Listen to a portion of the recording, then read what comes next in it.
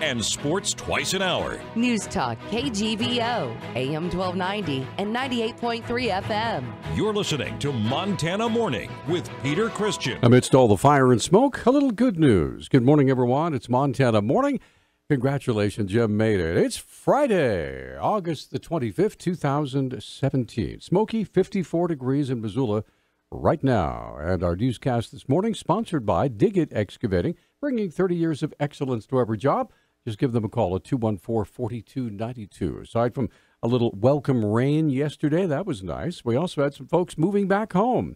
Ravalli County Sheriff Steve Holton said in his Sheriff's Department app that the evacuated area from Tychute Lane, north to West County Line Road, has been allowed to move back home. And residents in that area can only move back into their homes after 8 o'clock last night. Sheriff Holton warned residents that a significant amount of active fire with intense heat remains west of Florence. If the fire establishes itself in the One Horse Creek drainage, another evacuation order might be necessary. Holton said residents of all evacuation warning areas should remain vigilant and be prepared to evacuate with short notice. 4 of the movers and shakers in Washington were at the Lolo Peak Fire Camp yesterday, speaking about just one subject, changing the way government manages America's forests. Montana Senator Steve Daines, Representative Greg Gianforte, Secretary of the Interior Ryan Zinke, and Secretary of Agriculture Sonny Perdue, all Republicans, stood before a group of reporters to talk about the seemingly unending summer fire seasons in Montana and throughout the West.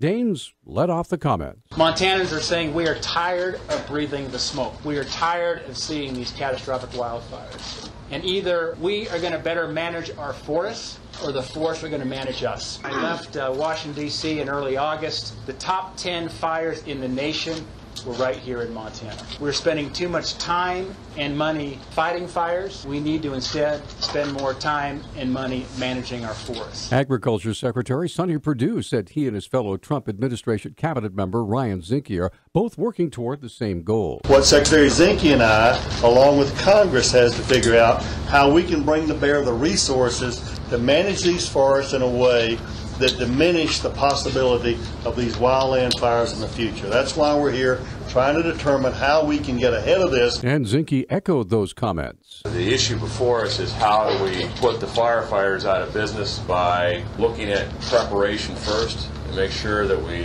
have healthy forests, to make sure we go back and make sure we reduce the fuel load so we don't have these catastrophic events year after year after year. One of the topics raised during the press conference focused on fixing the Equal Access to Justice Act, said Congressman Greg Gianforte. The Equal Access to Justice Act was enacted for a good reason, but it's been hijacked by environmental extremists who are using it to create a business model to essentially shut down almost every forest management project here in the state. Over 50% of planned forest management projects are challenged in court, tied up, and ultimately they burn.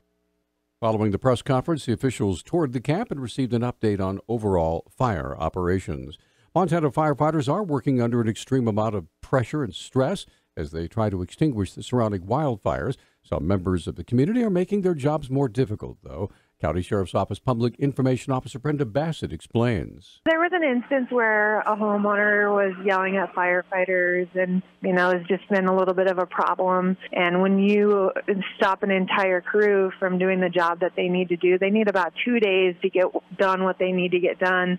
And when there are disruptions, it creates a lot of problems. According to Bassett, firefighters are also having a tough time when it comes to dealing with people during an evacuation. She says someone could be arrested if they refuse to take children away from an area that has an evacuation order in place. When the officers go to the house, they make sure there's no children in the house. If there's no children, it's ultimately up to them, but we do it always under the umbrella of we may not be able to come back and help you. There was an instance up the mountain where people were coming down late, and some of the firefighters had to pull off to the side of the road because they waited till the last minute to evacuate. Bassett wants to make it very clear that offensive or threatening language at firefighters is not acceptable and will not be tolerated. Residents on the south side of Montana's capital city have been told they may have to evacuate because of a wildfire outside that community. No evacuation orders were issued for Helena late yesterday. However, some residents south of the city were told to leave their homes. Authorities did not immediately say how many homes were involved.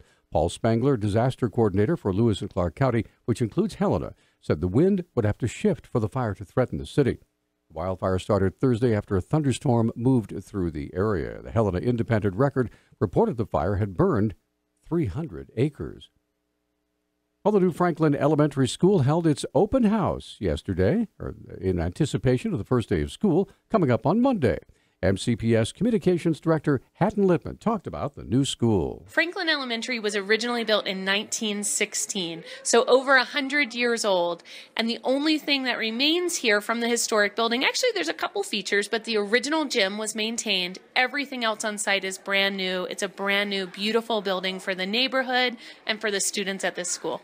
Lippman said all the new and remodeled schools are now ADA compliant. All of our new schools have addressed ADA accommodations. In fact, Lowell, you had to enter through the back door of the gym if you had any mobility issues at all. So now we have amazing ramps that are embedded into the staircases. We have elevators that are functioning. We have wide enough staircases so they're safe for students going up and down, changing class.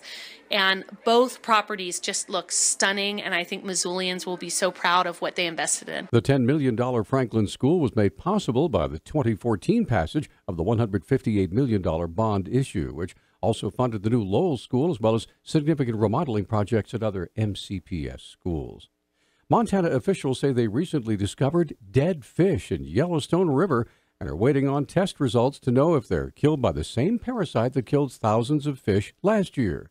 The Bozeman Daily Chronicle reports Montana Fish, Wildlife, and Park staff found 76 dead mountain whitefish, 1 dead brown trout, and 2 dead suckers while they were floating on the Yellowstone River between Livingston and Big Timber in southern Montana this week.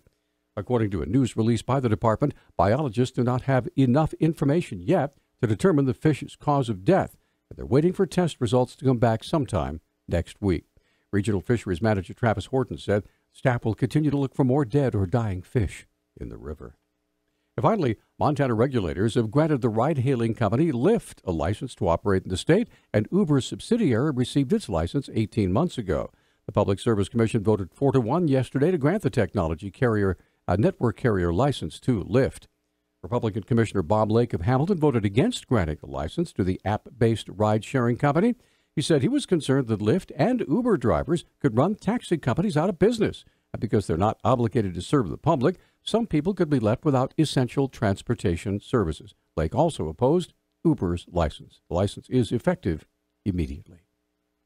Our news talk time now is 6:12. Newstalk, KGVO. Missoula's official weather station. Ample sunshine today with high temperatures in the mid to low 80s. Winds will be out of the west at 5 to 15 miles per hour with higher gusts likely. Tonight, mostly clear. Lows will be in the upper 40s. Smoky sunshine through the weekend. I'm meteorologist Brooke Foster for Missoula's KECI 13.